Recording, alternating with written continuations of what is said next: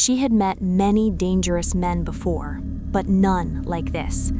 When she saw the calabash and red cloth on the floor, she knew she wouldn't leave that house alive. Her name was Joy. Not her real name, of course. In her line of work, no one used their real names. But Joy had been on the streets of Ikeja, Lagos for 5 years, and she knew the game better than anyone. She knew which men were dangerous, she knew which hotels to avoid, she knew when to trust her instincts and when to walk away. Joy wasn't like the other girls. She had rules, she had boundaries, and most importantly, she had survived this long because she was smart.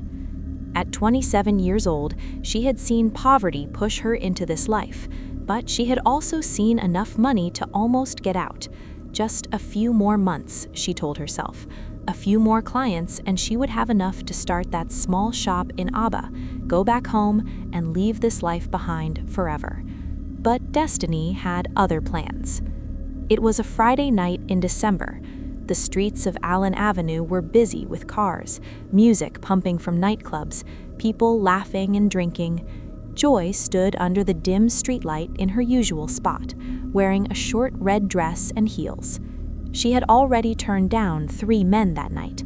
Something felt off. Her grandmother used to say that when your spirit is restless, danger is near. Joy should have gone home. But then, the Range Rover pulled up. The car was expensive, brand new, tinted windows so dark you couldn't see inside. The back window rolled down slowly and a man's face appeared. He was handsome, well-dressed in a white kaftan with a thick gold chain around his neck. His smile was wide and friendly. "Good evening, beautiful," he said smoothly. "How much for the whole night?" Joy hesitated. Something in her stomach twisted, but she looked at the car again, the watch on his wrist, the way he spoke. This was the kind of client that could pay triple her normal rate. 50,000, she said, testing him.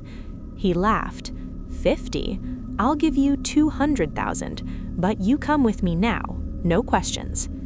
200,000 naira. That was more than she made in 2 weeks.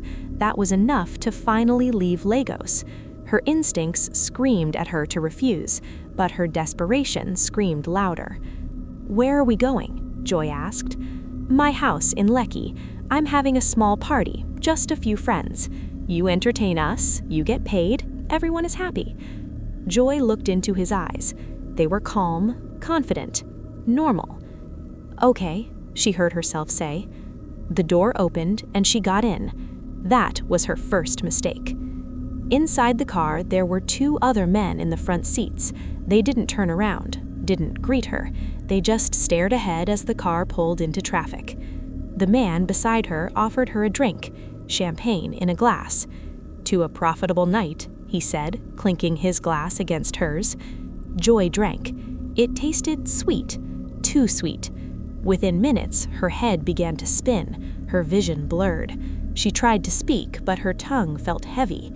What did you—" "Relax," the man said, his friendly smile turning cold. "Just close your eyes.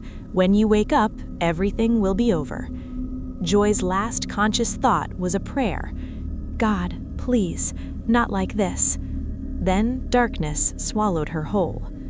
When Joy opened her eyes, she was no longer in the car. She was lying on cold concrete. Her hands were tied behind her back, her legs were bound with rope, and when she looked around, her blood turned to ice. She was in a shrine. The room was lit by red candles. Strange symbols were drawn on the walls in what looked like blood. Clay pots were arranged in a circle around her, and in the corner, a large statue of something that looked half human, half animal stared down at her with hollow eyes. Joy tried to scream, but there was cloth stuffed in her mouth. The door opened, and the man from the car walked in, but he wasn't alone.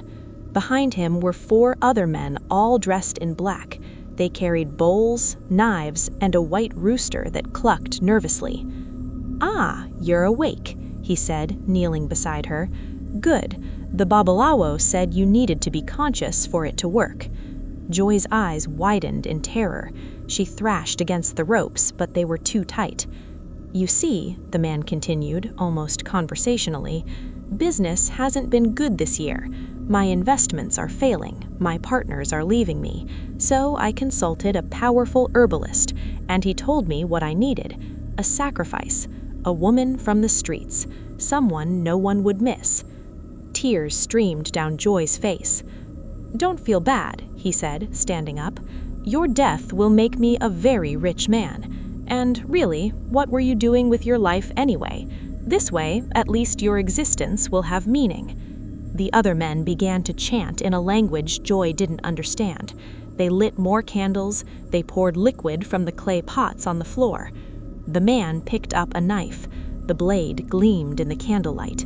This was it. This was how she would die. But then, something unexpected happened. The door burst open. "SARS, nobody move." 6 armed policemen stormed into the room, their guns drawn, flashlights cutting through the darkness. The ritualists froze. The man with the knife dropped it, his face going pale. "On the ground, now," the officers shouted.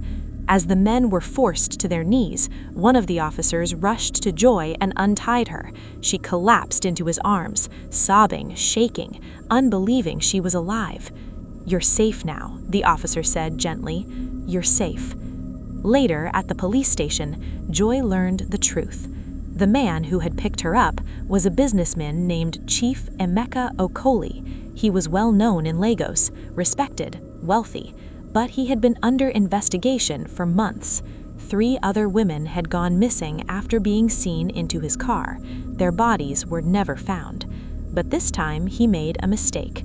A street vendor, an old woman who sold roasted plantains near Allen Avenue, had seen Joy get into the Range Rover.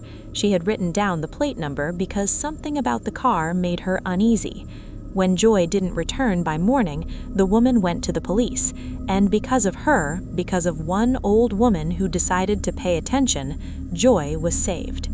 Chief Emeka and his accomplices were arrested. In his house, the police found evidence of at least 7 ritual murders, women's clothes, jewelry, bones buried in his compound. He had been doing this for years, using his wealth to lure desperate women, women he thought no one cared about, women society had forgotten. But he was wrong. At the trial, Joy testified. She looked Chief Emeka in the eyes and told her story. Her voice never wavered. He was sentenced to death. And Joy? Joy left Lagos. She went back to Aba, opened her small shop, and started a foundation for women in dangerous situations, for sex workers who wanted to leave the streets, for anyone who felt invisible.